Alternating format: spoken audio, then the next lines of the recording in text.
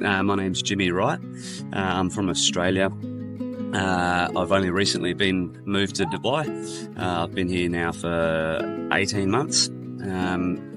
How it ties myself back to fundraising, 2 years ago my wife was diagnosed with cancer, and she went through chemotherapy, radiation therapy, surgery and the like. And then when we came to Dubai, we were sitting on the couch and talking, and I said to her that I'd like to do a fundraiser for cancer. And she said one of the worst things that could have happened in our situation was if one of our 3 children was diagnosed with cancer. And so that's when we decided to do a fundraising effort for children's cancer, for those who are in need, the families and children in need who are suffering from either life-threatening or terminal cancer, in support of their need. And so we tied together with the Jalila Foundation, and I suppose that was a very special moment, founded by His Highness in 2013 for medical innovation and a sense of community. That's why I wanted to work with the Jalila Foundation in aspirations to raise money for children suffering from cancer. Yeah, I think this specific charity and the dedication to children's cancer through the Jalila Foundation is really important because everyone's got a cancer story, and unfortunately it's one of those diseases that's spread throughout the world. But I think the unique ability to support both families and children suffering from cancer is really important because, when you get cancer at an older age, you've lived your course of your life and you've lived your journey. But unfortunately for these young children suffering from cancer, they don't have that opportunity to create their legacy and dream and aspire and achieve their goals. So I think for me personally, and looking at my own children, it was something that is really important to support these children and families going through the suffering and heartache of cancer. Yeah, I think so. When my wife and I were talking about the fundraising campaign, I wanted to strive to do something that would push myself. And so I went out and attempted a Guinness World Record to ride my bike from Oman to Saudi Arabia to break a Guinness World Record, which I was fortunate enough to do. And in that campaign, it was about building awareness and sharing the story of cancer and children and spreading awareness, but also to raise funds, critical funds, for those children and families that are less fortunate to have the financial ability to support the treatment requirements for cancer. So, my campaign's still live, and I've got an aspiration to try and raise some more money. At the moment, we're about 300,000 dirham in.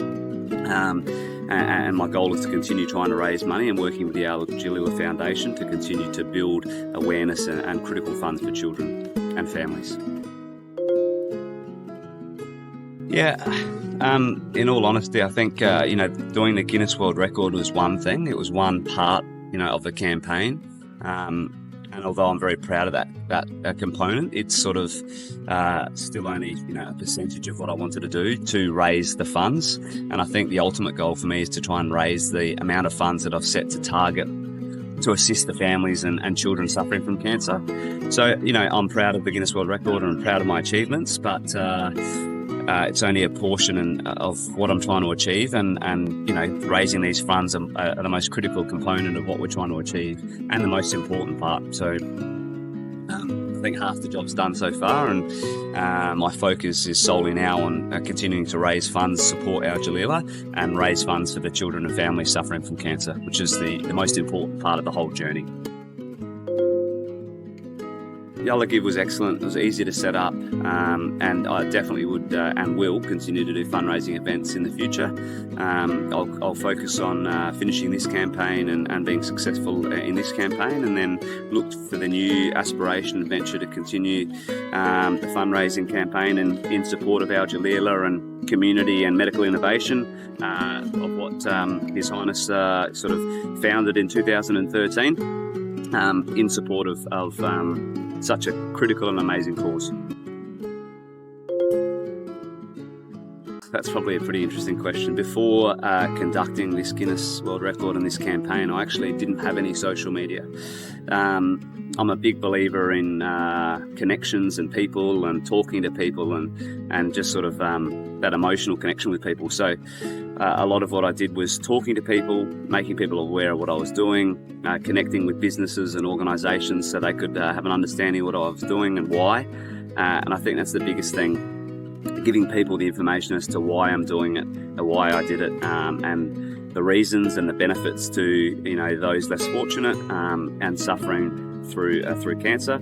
And so I think most of my campaign was about connections with people, walking past the street or going to a coffee shop or going to businesses and reaching out to organisations and telling them the story and telling them my reasons and the foundation of my family and my wife and what she went through, and then relating it to the UAE, His Highness's the foundation of our Jalila and the cause, and the reasons why we're trying to achieve what we're trying to achieve, which was really important for not just the UAE but the broader community and society generically throughout the world. I think fundraising is really, really important. I think, the speed of society these days is so fast. It's not often we stop and take a moment to reflect on how fortunate we've got it in everyday life, and also that the fact that there's millions and millions of people, not just in here in the UAE, but around the world suffering through disease and that are just less fortunate. And so I think that's really important that people, take a moment to reflect and give back to community and look to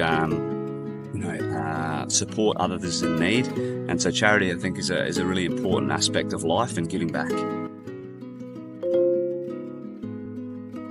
So I did roughly a 3-month training program, and a part of my campaign, I really wanted to make sure that I was a father and a husband first. So a lot of my training regime revolved around me getting up early, going to work, coming home, helping out at home, and then of an evening going and training. So sometimes I would go out at 9 o'clock at night and train till 3, 4, 5 in the morning. I slept in the back of the car a couple of times and rode around Nat Al Sheba, which is a 9-kilometre route for several hundred kilometres at a time to practice the mental fortitude and stimulation requirements of riding 610 kilometres plus on my world record attempt. But I think one of the things that kept me grounded throughout my training program was a realisation of why I was doing it and what I was doing it for. And I think there were many times where I was on the bike at 2, 3 in the morning by myself, and your legs are going, getting tired, you're fatiguing, you're hungry, you want to go to sleep, and it was just good to reflect on why I was doing it, and good to reflect on the reasons, and thinking about the children and family that were suffering through cancer. And that's true suffering and true heartache, whereas what I was doing was by choice, and it was more discomfort, and of the discomfort was temporary. Doing the 600 odd kilometre ride, a few days later I was okay after some food and massage and good nutrition and hydration. But the children and families that are going through cancer and their treatment protocols are proper suffering. So that was something that pushed me and kept me going on the hard days. And it also was a driving force to continue training, when you were tired, when you were hungry, when you had a big day at work and you still had to go out that evening and train for, 100, 200 kilometre rides. It was something that I had kept reflecting on and it kept me grounded. I think that's a really big part of my training program, was having some self-awareness and some reasons, or my why really, was keeping me focused on the job at hand, which was to continue to training. And I think on the day, that's what helped me be successful, was the fact that I'd done the training. I had a philosophy to train to be comfortable being uncomfortable, and to train how I wanted to play. And train to be comfortable being uncomfortable was, getting out the late nights, early mornings, and training when it was tough, and also then training to how I wanted to play on the day, riding during the night, and doing the uncomfortable things. So I think that sort of led me to success in my campaign. And on the day, I just really stayed focused and stayed grounded and believed in the cause and why I was doing what I was trying to achieve. The ultimate goal was obviously to break the Guinness World Record, which was, as I said earlier, cycling from Oman border to Saudi Arabia. It was 609 kilometres plus, and I was able to achieve that in just on 22 hours. And that's going through the undulation and headwinds from Abu Dhabi to Saudi. It was, it was pretty tough. It was a tough little ride, but as I said earlier, it's about discomfort and just recognising that it was temporary, and it was a time that I could reflect on why I was doing it and what I was doing it for, and it gave me a lot of moments of happiness, to be honest, because I was also proud of why I was doing it. So it was, at the time, went really quickly.